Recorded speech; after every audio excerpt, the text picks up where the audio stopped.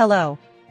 Oil prices surged early today as tension escalated in the Middle East after a blast at a Gaza hospital.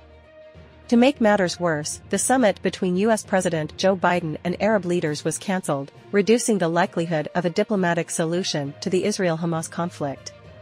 Further supporting the rise in oil prices was the U.S. crude stock data released yesterday, showing a 4.4 million barrel fall in inventories during the last week.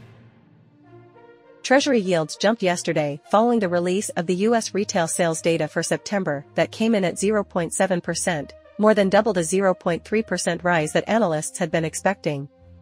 Furthermore, data for August was revised higher to show sales advancing 0.8% instead of 0.6% as previously reported. This surprise increase caused the benchmark 10-year Treasury yield to rise above 4.8%.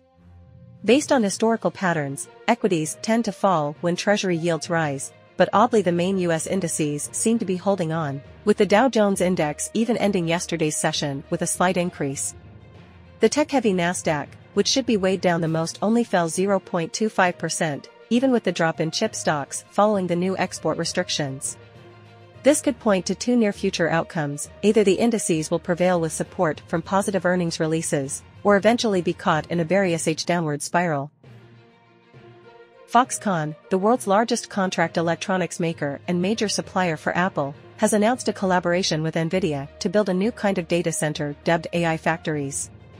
One of the applications of the AI factories would be receiving and processing data from autonomous electric vehicles, which would then be used to update the entire AI fleet, according to NVIDIA's CEO.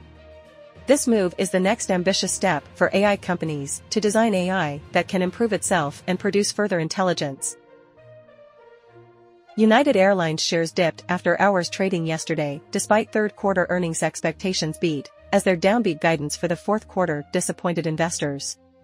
The company expects higher fuel costs and the suspension of Tel Aviv flights to weigh on their current quarter financials, leading to the $1.50 to $1.80 EPS forecast versus analyst estimates of $2.13.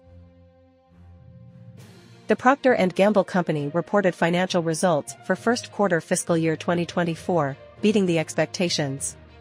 The company reported EPS of $1.83, 11 cents better than the analyst estimate of $1.72.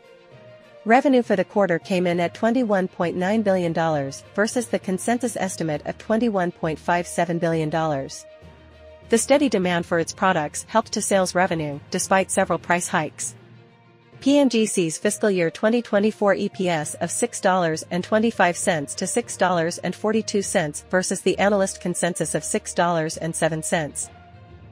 As PhillipCapital team, we wish you happy and healthy days.